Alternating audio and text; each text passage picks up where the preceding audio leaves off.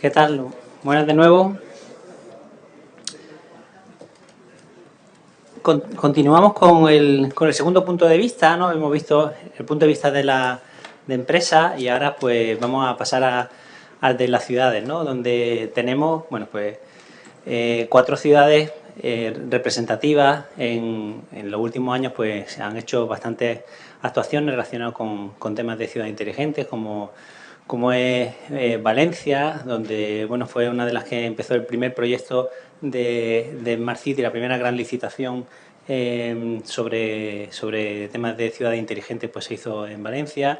Rivas Vacia Madrid, que desde hace varios años pues llevan enseñándonos a través de Carlos Ventura, que ha sido siempre el cerebro de la bestia. Bueno, pues son pioneros en distintos tipos de instalaciones, desde redes inalámbricas, desde gestión de elementos de la ciudad. Y bueno, en concreto Carlos, pues que también ha colaborado en la definición de estándares de ciudad inteligente.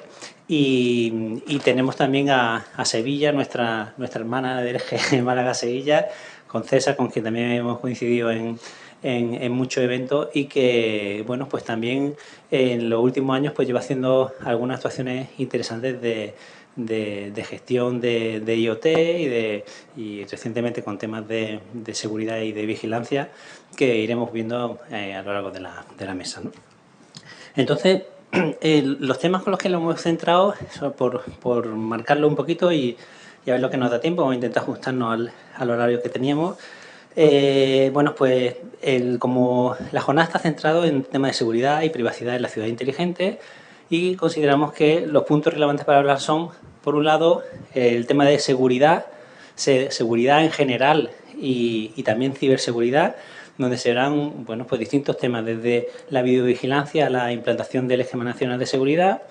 Por otro lado, otro tema importante, el nuevo reglamento de protección de datos y la transparencia, pues también ha salido en la mesa anterior, es decir, hasta qué punto es necesario dar información o hasta qué punto colisiona lo que es la protección de datos con el nivel de transparencia, y ver un poco lo que implica la adecuación al Real Decreto, que entra en vigor el 25 de mayo del año que viene.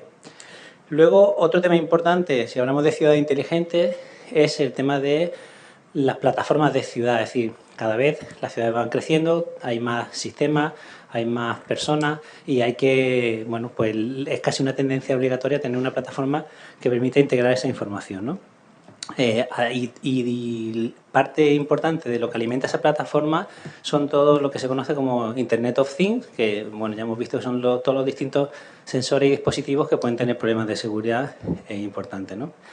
Y por último, para dejar como un campo abierto de trabajo donde se está avanzando en España, pues introduciremos el concepto de blockchain, que bueno, pues muchos lo conoceréis por el origen de todo el tema de las criptomonedas, de los bitcoins, pero veremos pues la utilidad que puede tener pues para dar más seguridad al tema de confianza en distintos elementos, y para las administraciones públicas pues cuál puede ser las líneas de interés, ¿no?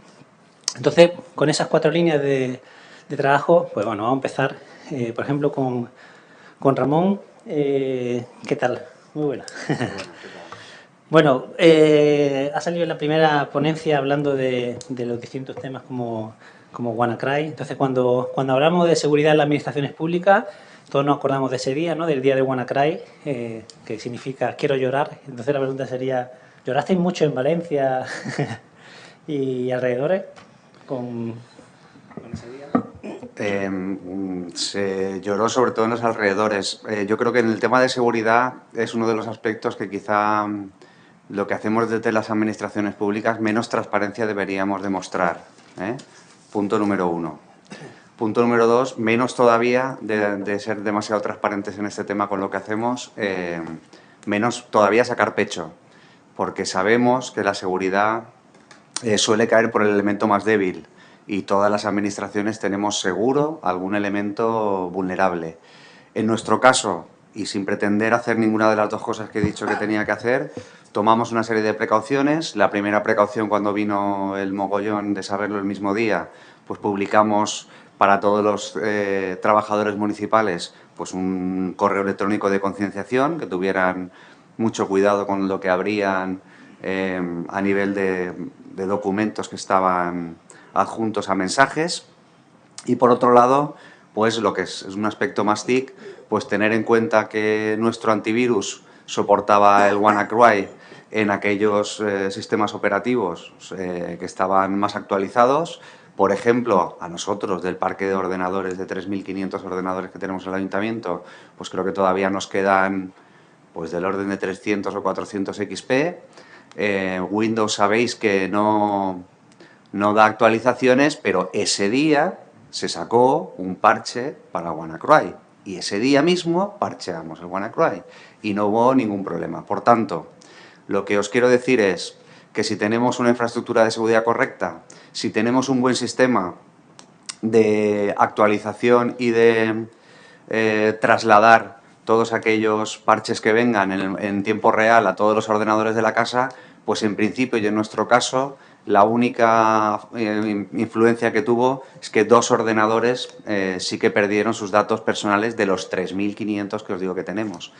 No pretendo sacar pecho, pero si todo funciona bien, pues en principio pues prácticamente se puede resolver, aunque como os digo la seguridad por su lado más débil es por donde va a caer.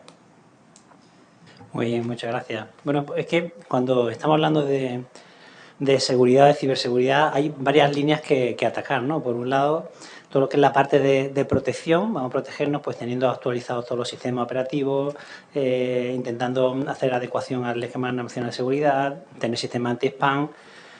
Por un lado eso, protección. Por otro lado, infraestructura interna. Vamos a hacernos de servidores de distintos centros de datos de hacer copias de seguridad para poder que en el caso en que pase algo tengamos elementos de respaldo. Pero hay una parte muy importante, aparte de lo que son los cacharritos, como antes también se comentaba, el tema de las personas, ¿no? Porque es la parte bueno, una parte de normativa, tener una normativa, pero en la parte de formación y concienciación, ¿no? Entonces, la pregunta un poco abierta sería, aunque el WannaCry era malo, ¿tuvo algo positivo? Es decir, ¿fue positivo la difusión mediática del mismo para, bueno, desde el punto de vista un poco de, ya no formación, porque no fue una formación, sino desde la concienciación de los ciudadanos? Quien quiera tomar el... Bueno, ante todo, buenas tardes ya por la hora que estamos y mi agradecimiento a la cátedra y al Ayuntamiento de Málaga por acogernos hoy y felicitaros por el impulso de esta jornada. Bueno, yo por lo que ha comentado ya Ramón, es verdad que además quiero recordar que esto cogió al principio de un fin de semana, nos cogió, no sé si era un viernes, efectivamente, con lo que dio también un poco de margen en la actuación. Bueno, en Sevilla afortunadamente no tuvimos ningún problema y bueno, lo que se hizo es lanzar una alerta digamos a todos los usuarios para que fueran precavidos. Pero sí que es verdad en que el que no pasara nada no quiere decir que estuviéramos en óptimas condiciones y sí que se pusieron de manifiesto algunas vulnerabilidades que teníamos, aunque se detectaron a raíz un poco de algunos protocolos que nos habían fallado. Pero sí, yo la verdad es que considero que más que lo que es la seguridad como administración, yo creo que la vulnerabilidad es de quien maneja actualmente la información. Y yo creo que a día de hoy son nuestros propios usuarios los que dejan abierta totalmente esas debilidades en la administración. Y la verdad que es complicado luchar contra esto porque, bueno, nosotros desde digamos un 90% de las alertas que se lanzan son todas en materia de seguridad y todavía nos sorprendemos con algunas conductas de los propios funcionarios a la hora de su actuación, ¿no? Entonces, lo de la concienciación no sé si va a tener que pasar por el régimen disciplinario en la administración pública, porque verdaderamente comprometer la seguridad de una administración por una actuación negligente bueno, debe ser equiparable a otras cuestiones que tienen que ver a lo mejor con la corrupción o con otras, en fin, del diario que muchas veces no nos pasan a los funcionarios, ¿no? Y en principio esto llevamos a los ciudadanos, ¿no? Que preguntabas también por los ciudadanos. Bueno, digamos, los ciudadanos son los que sufren las consecuencias, ¿no? Entiendo que ellos como receptores de nuestra intervención o del servicio público, al final son una mala praxis por parte de la administración, al final tiene como consecuencia que el ciudadano pueda ver también en entredicho o afectado por un fallo de seguridad, ¿no? Bueno, pues lo mismo, agradecer a la organización, al Ayuntamiento de Málaga, sobre todo a David, por tener aquí la representación por mi parte del Ayuntamiento de Rivas. Y coincidiendo literalmente tanto con los comentarios de Ramón como de César, nosotros también aplicamos toda la parte de políticas de antivirus, avisos a correo electrónico masivo y sobre todo intranet también a nivel de la corporación. Y bueno, también tuvimos un impacto, la verdad que tuvimos suerte bastante bajo para lo que podía haber sido. Muy relevante la interacción del usuario porque llamó, consultó mucho al cabo de informática entre las actuaciones a realizar. Y yo creo que lo positivo, como decía David, pues ha sido que la gente se ha concienciado de los actos que pueden tener, pues ver un documento o un correo electrónico sospechoso. Todo esto que parece pues muy usual, pues hay, digamos, compañeros de la corporación que no lo ven así. Entonces, pueden tener, digamos, una gran repercusión en la organización si nos llegamos a tener ataques, digamos, de esta magnitud. Y luego también, por un poco, digamos, seguir con la parte del ciudadano, pues en este apartado, digamos, que yo creo que deberíamos de dar más información de parte de la Administración, digamos, cuando suceden estos altercados, aunque se dio el ente del Ministerio, pero creo que los ayuntamientos también, a nuestros ciudadanos, por nuestra cercanía, porque a lo mejor no les llega este excepto de información, pues sí que teníamos que buscar mecanismos para concienciar de algún modo cuando suceden, digamos, estos apartados, de algún modo para informarles o alertarles a través de app de ciudad, de la página web, de estas situaciones cuando se produzcan a nivel masivo, como así ocurrieron. Muchas gracias. Tengo una propuesta un poco radical, pero que pienso hacerla en cuanto pueda y que es válido para empresas, para ayuntamientos, para donde estéis trabajando. Hasta que tú no sufres en tu carnet la posibilidad de perder información que tú manejas, es decir, incluso un Word que llevas trabajando una semana con él y lo puedes perder, ya supone una pérdida bastante importante.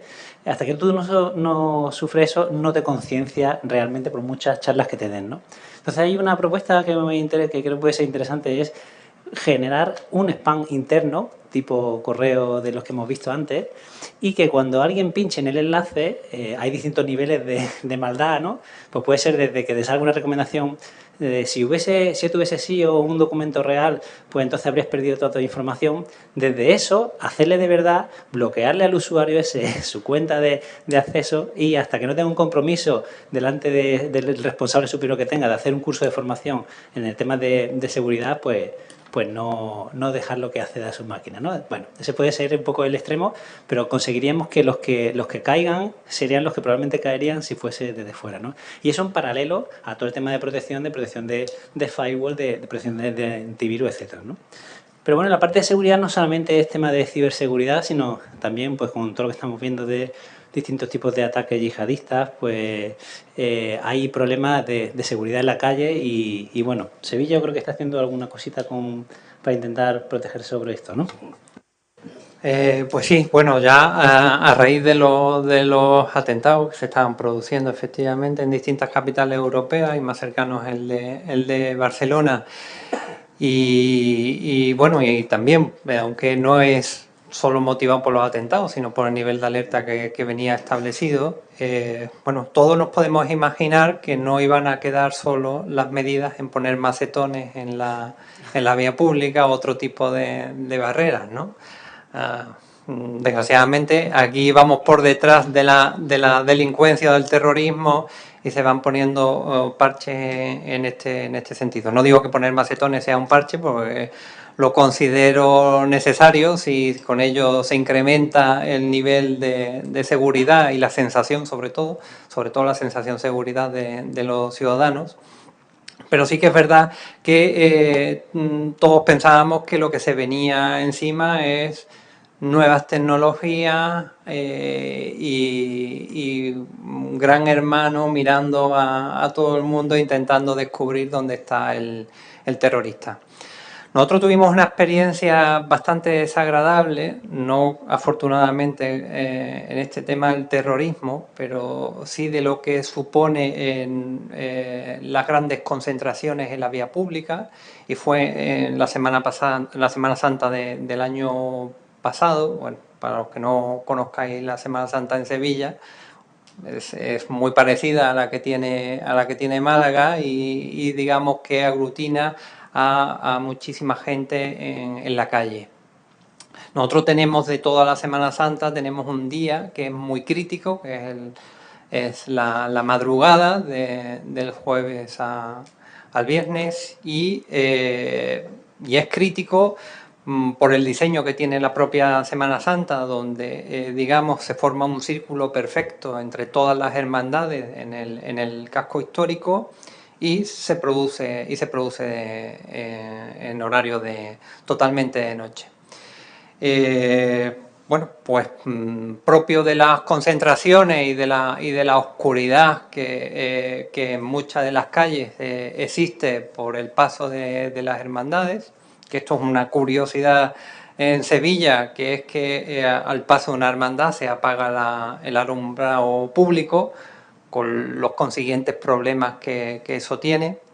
Bueno, pues producto de esto pues se producen algún tipo de manifestaciones que provocan en distintos sitios, que provocan al final estampidas de la gente que está en la calle y los consiguientes daños, ¿no? Y bueno, desgraciadamente pues hubo casi 200 heridos de diversa consideración, no graves, pero sí de diversa consideración respecto a esto. Desde ese momento lo que se ha venido trabajando, no tanto en poner cámaras, porque ya sí teníamos cámaras en el entorno donde se transcurre la Semana Santa, sino en mejorar o el introducir análisis de la información, análisis de las imágenes, que verdaderamente es donde está lo interesante. El año pasado, cuando se analizaron las imágenes, al final, por la intensidad de la luz y por la calidad de la imagen, pues no pudieron servir como prueba ante la Administración de Justicia, porque verdaderamente no se reconocía a nadie. Lo que se ha hecho ahora es introducir, bueno, pues mediante el análisis de vídeo y por la introducción de patrones, identificar ya a personas y vehículos a unas distancias además considerables, que llegan casi a los 200 metros en sensación de oscuridad y casi a 1000 en la luz del día. Y esto, digamos, es introducir dos elementos clave en la seguridad. Por un lado, la prevención, y por otro lado, lo que es al final lo que es de la detención desde el punto de vista de saber verdaderamente qué es lo que ha pasado y quiénes son los responsables.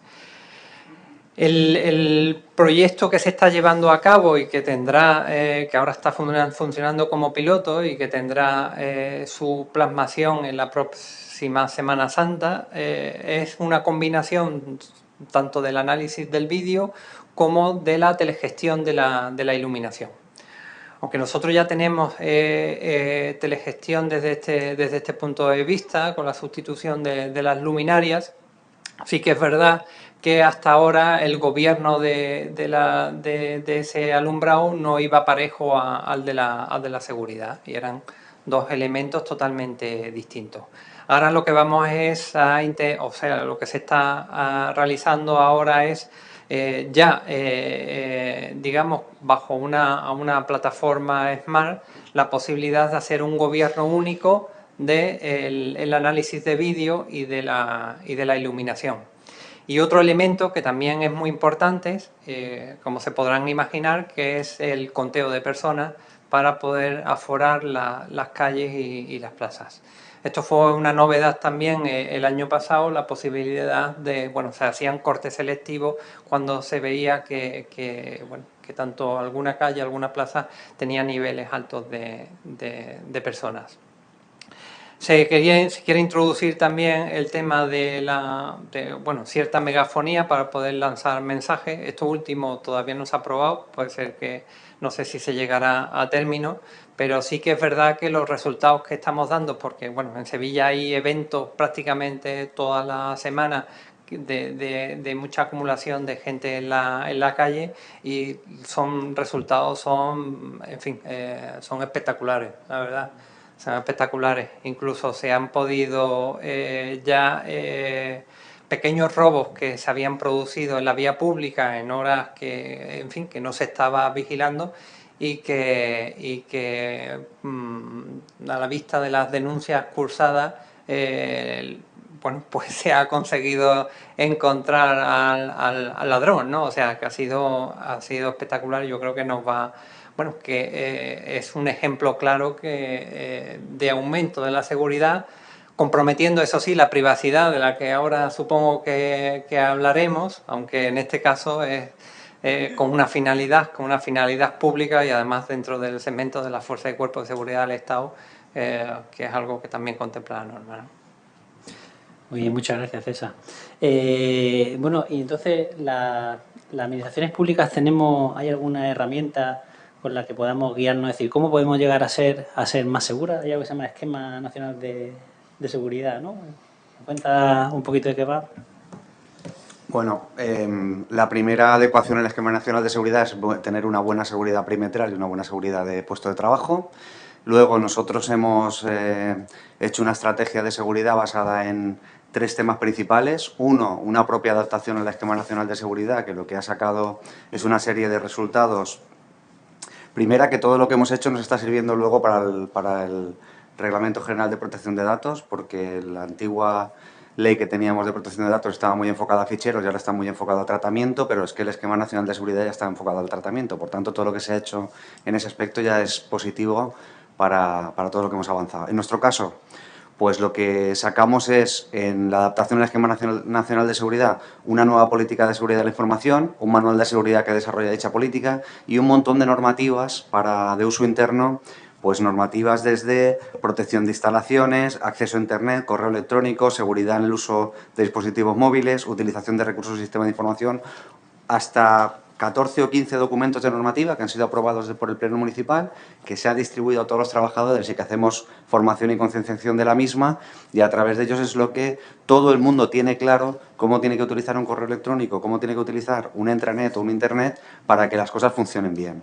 El otro aspecto sobre el que hemos trabajado, pues lo que denominamos, por supuesto, que todo lo que estamos haciendo, lo estamos haciendo en conjunto con el Centro Criptológico Nacional, con INCIBE menos, porque como bien nos ha dicho el anterior ponente, se dedican más a la empresa privada y a las empresas, y también con el Centro de Seguridad de nuestra región, ¿vale? El segundo tema muy importante, un plan de contingencia, un buen plan de contingencia, que lo que permite, lo primero, es hacer un buen catálogo de servicios TIC y cómo esos servicios TIC afectan al negocio, siempre pensando en el negocio y siempre pensando en 2 puntos críticos de seguridad. Una, la recuperación, en lo que se denomina RPO, o sea, en qué momento vamos a recuperar los datos y por cada aplicación o por cada servicio. Y otro, cuánto tiempo requiere en cada aplicación y cada servicio de su puesta en marcha, lo que se denomina el RTO. Sobre esto nos permite hacer un catálogo, sobre ese catálogo podemos hacer un análisis de riesgo y sobre esos análisis de riesgo hacemos un plan de contingencia y un plan de recuperación.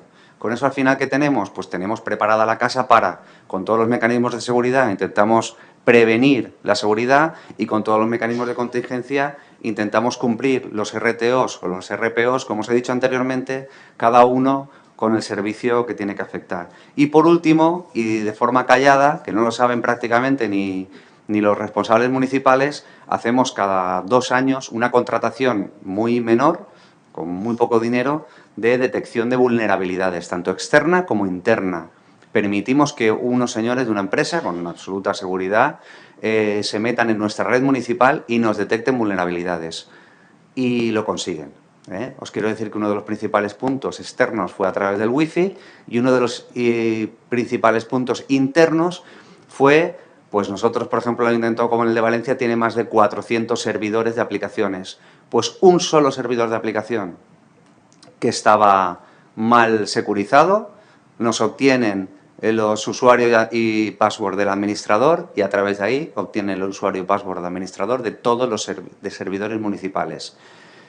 Obviamente le hemos dejado entrar en la red, obviamente le hemos dejado que tire sondas y que esté 2 meses atacándonos, pero eso no se puede dar porque en el momento que te lo encuentran te podrían tirar todo. Entonces nosotros lo que intentamos es que estos señores vengan, nos descubran nuestros problemas y pongamos los medios para que de aquí 2 años que vuelven a venir pues lo puedan hacer de una manera mucho más difícil. Y sobre todo esto que estamos haciendo es lo que intentamos, que como os digo nunca se puede conseguir, pues ser un poquito más seguros. Muy bien, muchas gracias. Pues esa es una cara de la moneda, es decir, el tema del esquema nacional de seguridad, de proteger lo que son los sistemas, y luego está el otro lado, que hasta hace poco era la LOPD, la Ley de Protección de Datos. Es decir, hay que proteger 2 cosas, los sistemas y los derechos de los ciudadanos, ¿no? Hasta ahora era con la LOPD, pero ahora cambia con el nuevo Reglamento de Protección de Datos que ya se ha comentado, ¿no?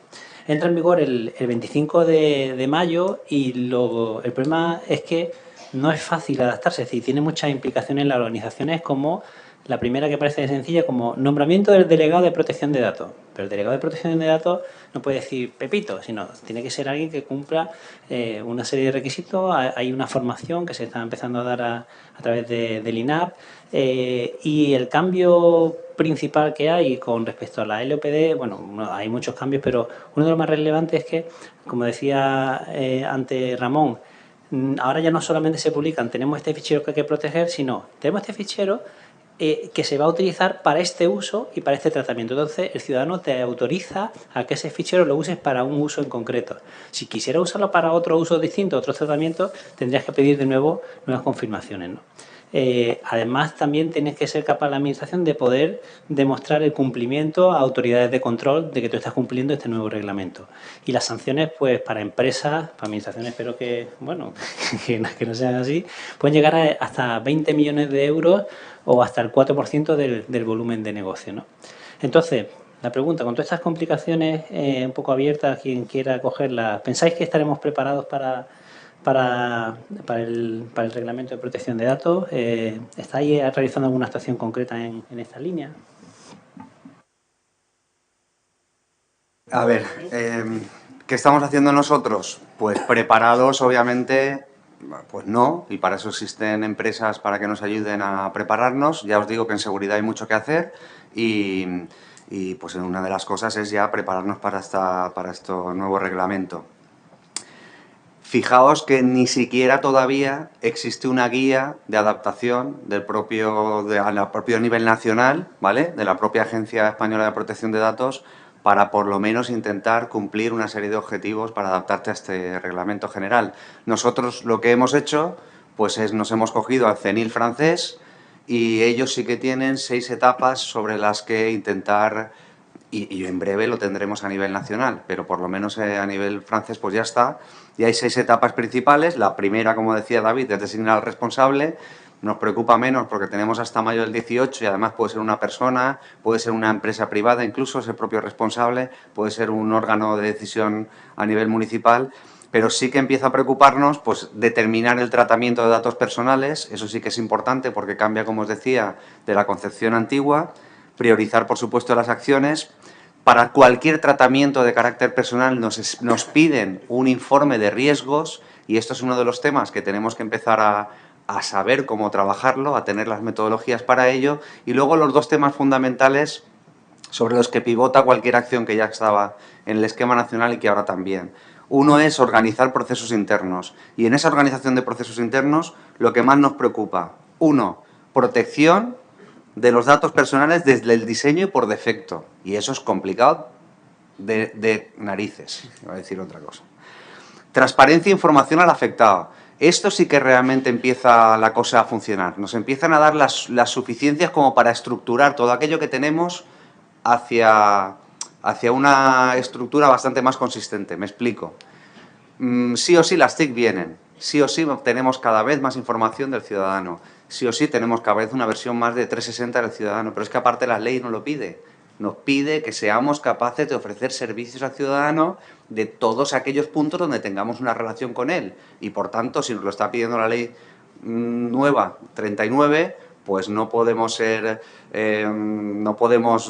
buscarnos la vida de otra manera. Por tanto, la mejor manera que yo veo es que sí que seamos capaces de tener esa información 360, pero que además seamos capaces de informar al ciudadano nada más que entra en nuestra sede electrónica, no en el portal de transparencia, sino en la sede electrónica, que es su información, le digamos en todas aquellas aplicaciones y bases de datos donde tenemos información de él.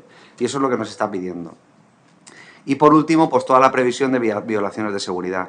Y por otro tema que ha cambiado, y cambia bastante, y además nos piden que informemos mucho más, aunque sea a nivel de capas, es todo el tema de documentar la conformidad. Efectivamente, ahora tenemos que documentar la conformidad y además, cuanto más mejor, y por tanto, pues tanto desde los propios riesgos que podemos tener de ellos, como si esos datos se los vamos a dar a una empresa externa. Y aquí aparece un punto importante, porque muchas veces las administraciones tenemos concesiones hasta de polideportivos municipales sobre que los que están obteniendo información del ciudadano y ni siquiera le estamos diciendo ni cuánto tiempo vamos a tener esa información, ni si hay un tercero que lo está utilizando. Y todo eso debe de aparecer en los documentos que tengamos de él.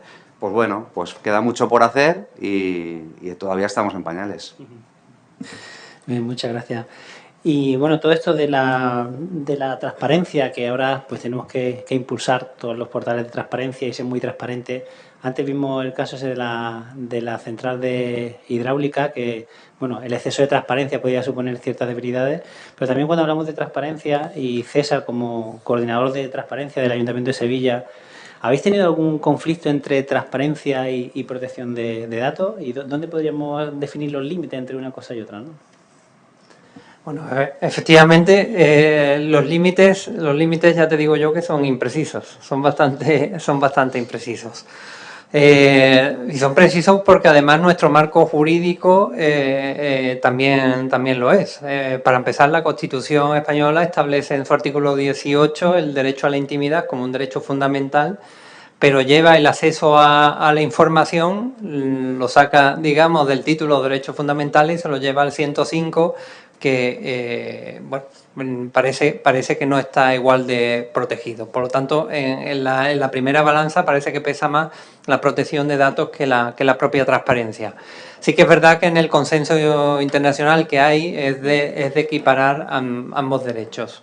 Y bueno, y esto de la transparencia, la verdad es que, bueno, que es algo que nace por el tema de la corrupción política, al final está derivando en muchos casos en el gran cotilleo del pueblo español, porque ciertamente nosotros recibimos algunas peticiones que, en fin, que en nada uno piensa que pueda haber detrás algún tipo de corrupción o algún tipo de ocultamiento por parte de la Administración, ocultamiento malicioso, entiendo, por parte de la Administración. Yo creo que hay temas como muy socorridos como el tema de los impuestos, aunque tiene una legislación específica que lo exime de la transparencia, u otros temas que, en fin, como las retribuciones que puedan tener este funcionario u otro, ¿no? Y estos son cuestiones que debemos tener muy claras hacia dónde va la transparencia, que no es para nada esto. Yo entiendo que desde el punto de vista del ciudadano tiene que tener mucha información que le sirva para su interactuación o su participación en la ciudad, y en este sentido veo más importante que la transparencia los propios portales de datos abiertos, que creo que sí que son, no desde el punto de vista del cotilleo, porque ahí no puedes cotillear absolutamente nada, pero sí verdaderamente que se le devuelva al ciudadano una serie de servicios que le van a servir para su interacción o su relación o su gestión del tiempo dentro o su acceso a los servicios dentro de la ciudad. Conflictos.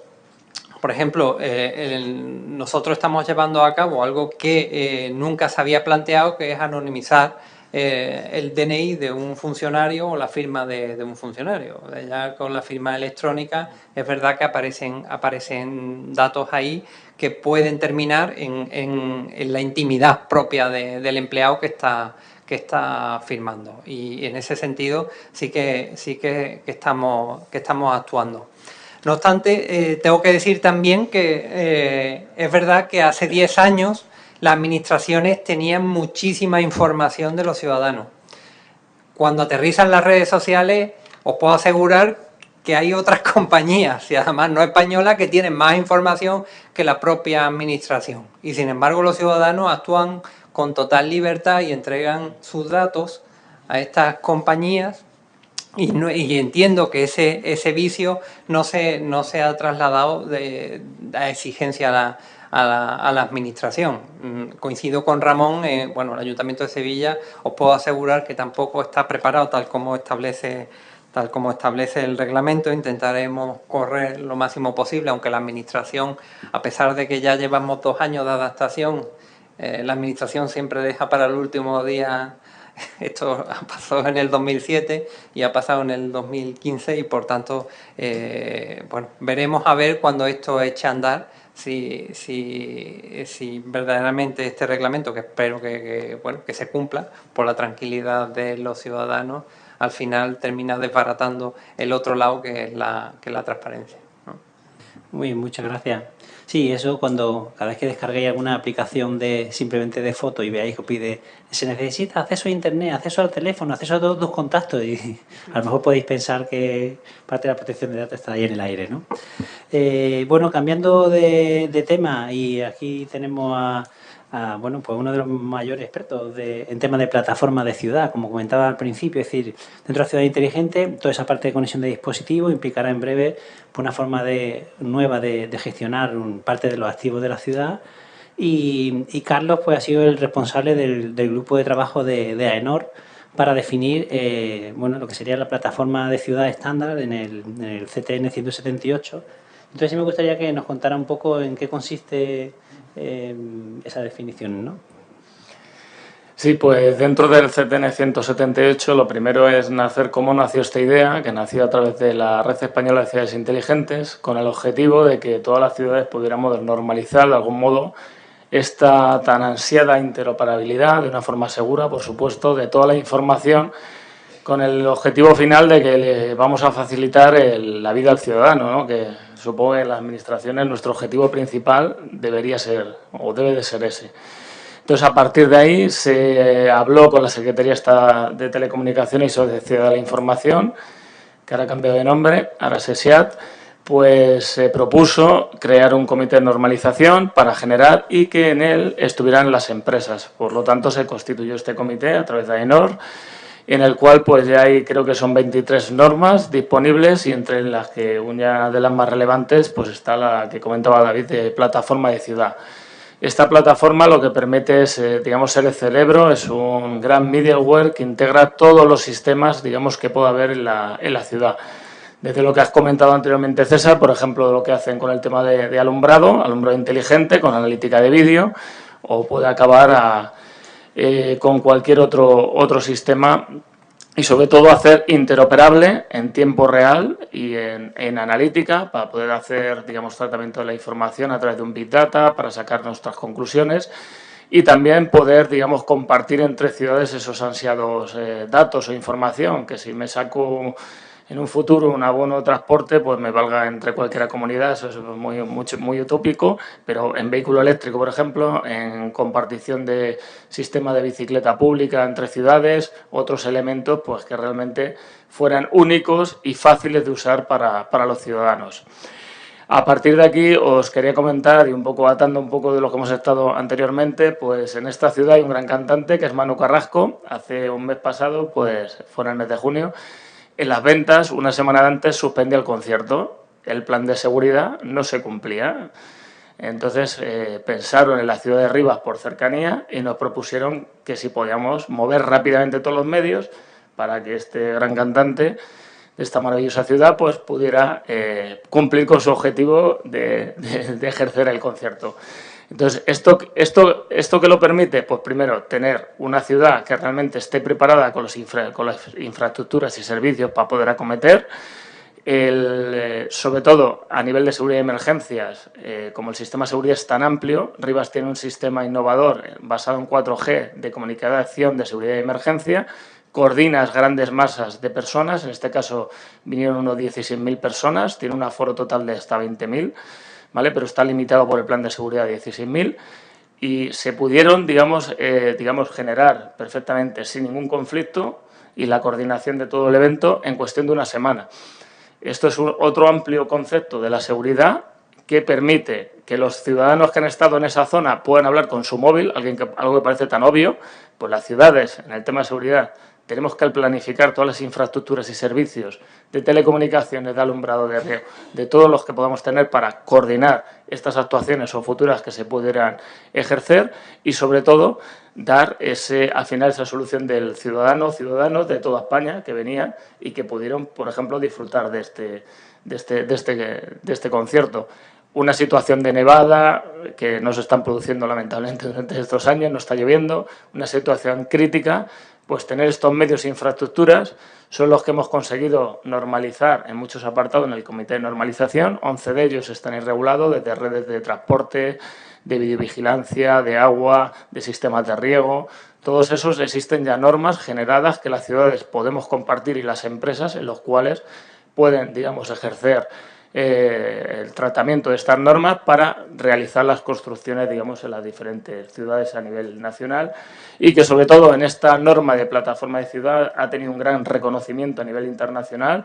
Incluso la gente desde los Estados Unidos, el gobierno chino y demás han compartido este modelo de capas desarrollado en el Comité de Normalización y que ven que es el modelo a seguir por el resto, digamos, de países para poder conseguir ese futuro de una verdadera ciudad inteligente que se pudieran compartir todos los sistemas y recursos de una forma segura. Muy bien, muchas gracias, Carlos. Bueno, aunque en el apartado de plataforma teníamos, como vamos con el tiempo regular, bueno, íbamos a ver también parte de la experiencia de Sevilla. Tiene un sistema de telelectura de agua, como también ocurre aquí en Málaga.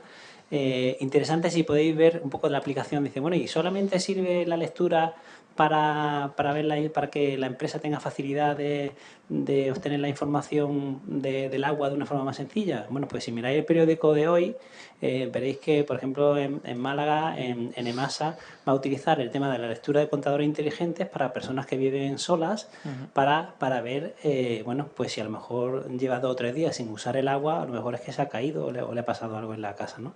Es decir, que la parte social, como alguien está preocupado por aquí, toda la parte está de Smart City, pues tiene también esa cara de uso, ¿no? Que hay que llegar a ella.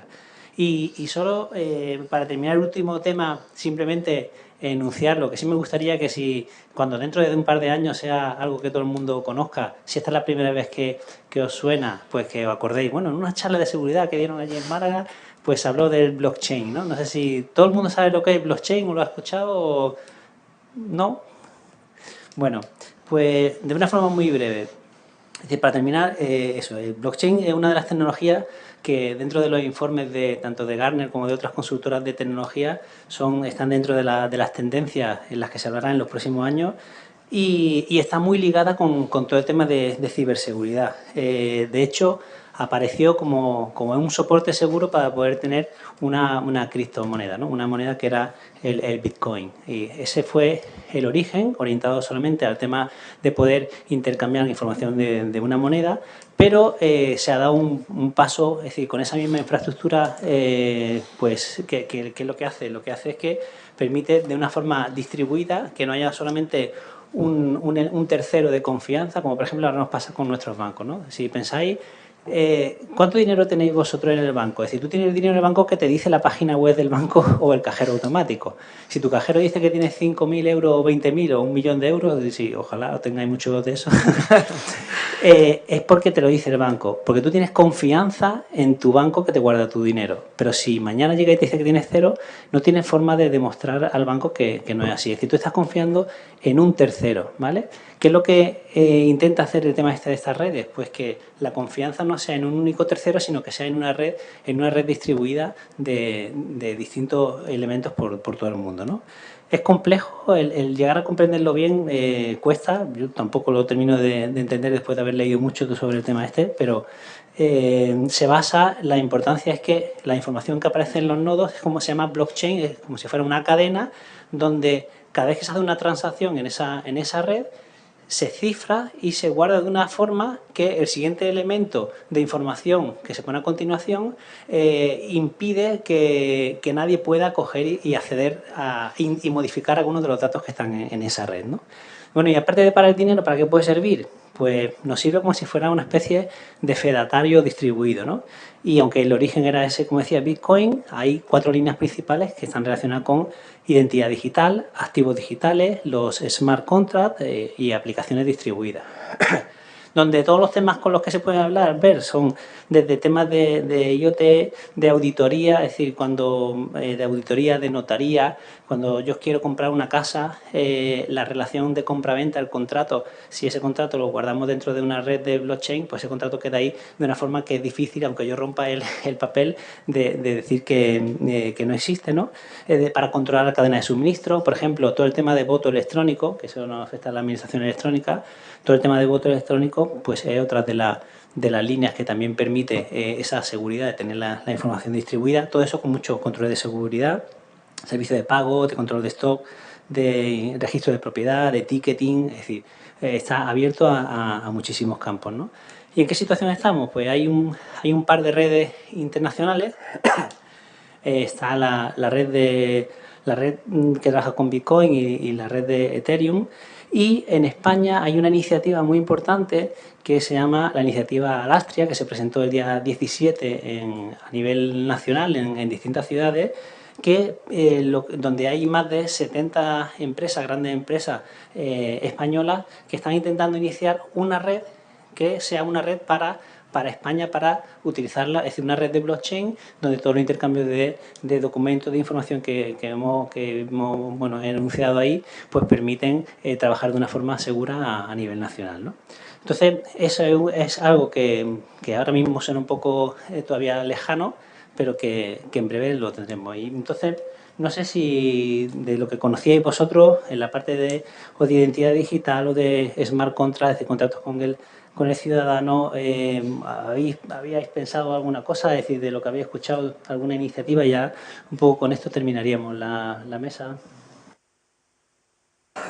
Bueno, en nuestro caso no hemos tratado absolutamente, como administración, absolutamente nada. Yo cuando me lo propuso David me lié a informarme y me pareció además una iniciativa súper innovadora, disruptiva y que puede dar multitud de soluciones a lo que es la administración. Por lo tanto, yo encantado lo trasladaré a todos los responsables y yo creo que es algo sobre lo que, si realmente se cumplen los objetivos que ha estado contando David, sería la solución a muchísimos de los grandes problemas, sobre todo en el tema de identidad, de la criptografía que utiliza a nivel de seguridad y sobre todo de garantizar la no, digamos, la no vulnerabilidad, digamos, de lo que es la información. Por lo tanto, a mí me parece muy relevante y es algo que yo transmitiré y comenzaremos a intentar trabajar dentro de la parte de la corporación, siempre y cuando nos lo permitan luego a nivel legal. Como administraciones estamos muy regulados y bueno, había que tratar esa parte legal.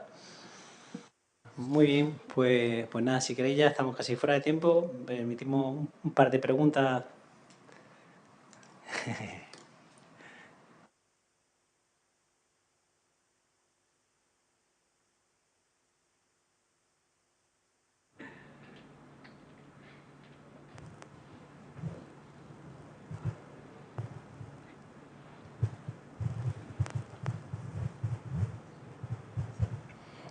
Dos cositas rápidas. Una es como una información que no sé si les interesará. Un Habitat organiza el próximo 14 de noviembre un grupo de trabajo en Barcelona sobre experiencias de seguridad en ciudades inteligentes. Simplemente lo digo por si le interesa a los participantes. Y lo segundo es, nosotros en la Universidad de Cádiz hicimos una investigación sobre el uso de drones de salvamento con inteligencia artificial en playas. Y lo que analizamos es la aceptación social. Y lo digo un poco por lo que han comentado en la mesa, el tema de la privacidad, que el ciudadano no quiere dar sus datos a la administración. Y nosotros lo que nos encontramos una cosa muy interesante, que es que cuando tú le explicas al ciudadano para qué, es decir, lo que nosotros hablábamos, lo que nosotros categorizábamos como beneficio percibido, el ciudadano te daba todos los datos. O sea, cuando yo le decía, no, pero es que el tiempo de respuesta del dron sería más amplio, tal, entonces el ciudadano dice, claro, que a mí que me grabe y que me haga lo que quiera. Mi pregunta es, a lo mejor, o sea, ¿cuál es el problema entonces? A lo mejor está fallando un poco la comunicación de los ayuntamientos o en la publicidad de explicar estas iniciativas a los ciudadanos. Un poco es eso. Gracias. Sí, yo muy rápido.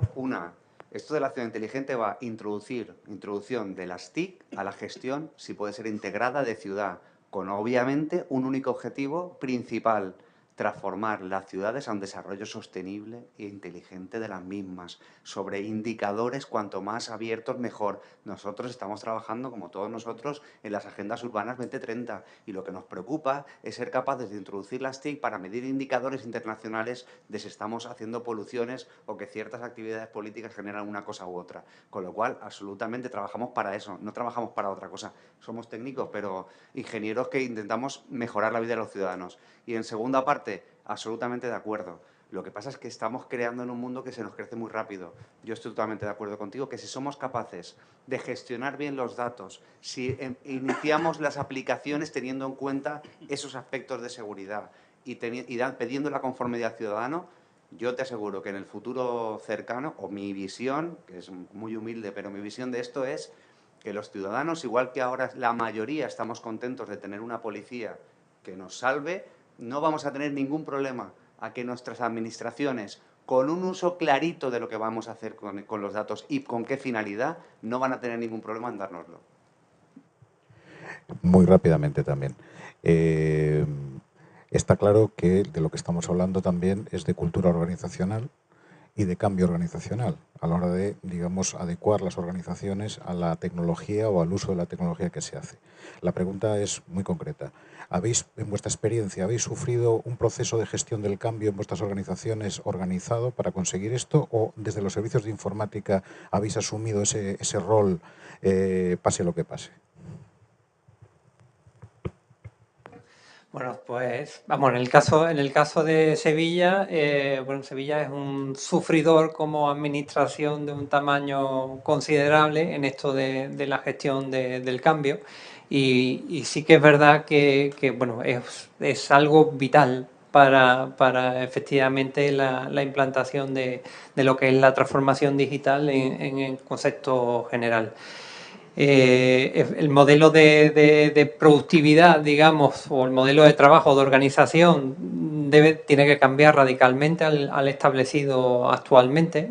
Nosotros decimos que tenemos todavía un modelo francés de la época napoleónica e intentamos adaptarnos al siglo XXI efectivamente, con modelos más transversales, porque la tecnología es además transversal, y con otro tipo de organización que al final ponga al ciudadano en el foco de su servicio, vamos, de su atención, ¿no? Hola, buenas tardes. En primer lugar, muchas gracias por la ponencia. Mi pregunta va dirigida con respecto a la pregunta anterior. Ha hecho hincapié en que el ciudadano tiene que tener muy clarito, además ha dicho clarito, qué se hace con la información. Mi pregunta es, en sus ayuntamientos, ¿tienen ustedes algún tipo de órgano auditor o algún tipo de organismo externo que pueda garantizar que eso se está cumpliendo?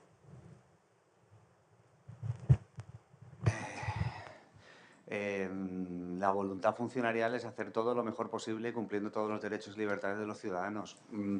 Como te he comentado, pues efectivamente hay empresas que se dedican a evaluarnos pues cuál es el cumplimiento del Esquema Nacional de Seguridad, nos evaluarán también si estamos cumpliendo el Reglamento General de Protección de Datos y, por tanto, efectivamente puede haber una contratación en la que estén evaluando si estamos haciéndolo correctamente. La filosofía la tenemos clara, la gestión de la misma a veces es más complicada de lo que parece. Sí, es complicado. Pero vamos, en principio hay servicios transversales, en nuestro caso Sociedad de la Información, que se dedica a estar pendiente del catálogo de procedimientos administrativos y de que toda la información que cogemos de protección de datos personales pues se haga de una manera, como he dicho, efectivamente, dependiendo la conformidad y absolutamente indicándole la finalidad de la misma.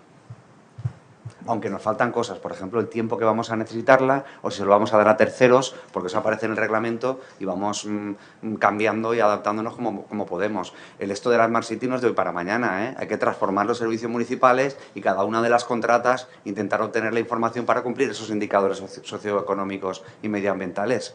En fin, las tecnologías no lo permiten. La evolución de las ciudades inteligentes no pretendáis que sea el año que viene, ¿eh?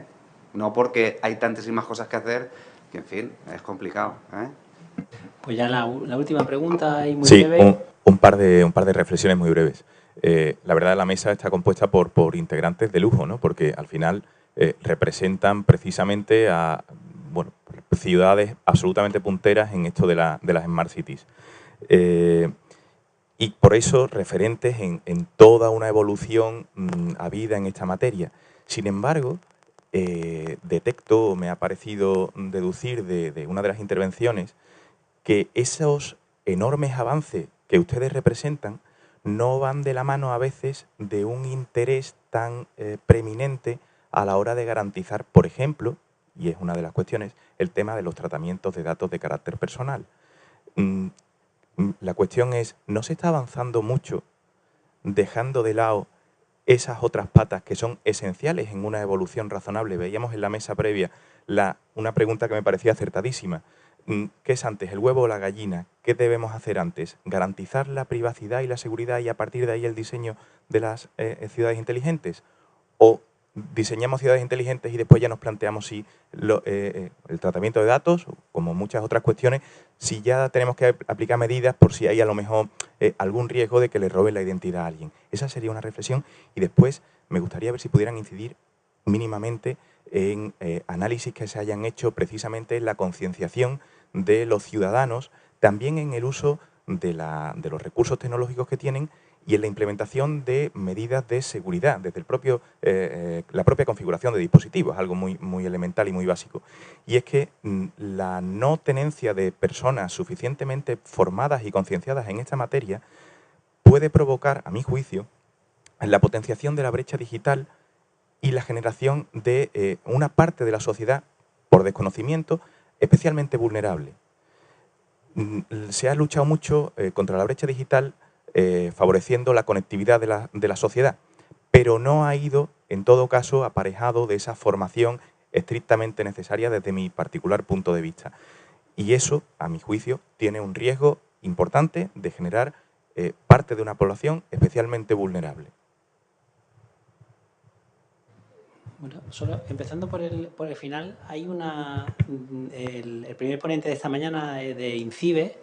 Si veis la página de INCIBE, lo cierto es que hay mucha información, a lo mejor hay que darle un poquito más de difusión, la comunicación, como comentaba ahí antes, quizá algo que falte, pero es que está prácticamente todo lo que puede hacer falta para que cualquier ciudadano aprenda a protegerse, a saber cuáles son los peligros que tiene el uso del móvil, a saber cómo definir contraseñas. Bueno, pues todo lo que puede hacer una parte de difusión. Por ejemplo, dentro de INCIBE hay cursos y formaciones que están completas para poder avanzar en esa línea. Los ayuntamientos, pues sí, debemos a lo mejor ayudar a difundir esa parte y también a hacer distintos tipos de posibles formaciones, ¿no? Y respecto a lo otro, lo cierto es que queramos, o para bien o para mal, la legislación reciente, pues bueno, está ayudando a todo. Es decir, administración electrónica, desde 2007 era casi una opción, ahora ya en octubre de este año tiene que estar la administración electrónica lista. El Esquema Nacional de Seguridad, pues también hay que cumplirlo.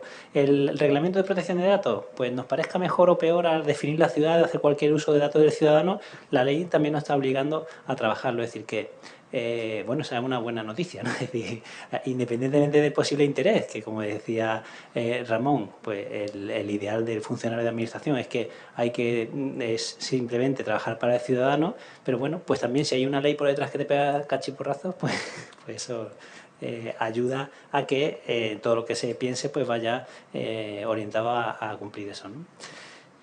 Y bueno, y con esto pues cortamos la mesa, agradeciendo a los compañeros y que nos hemos pasado un poquito. Muchas gracias por aguantar hasta esta hora.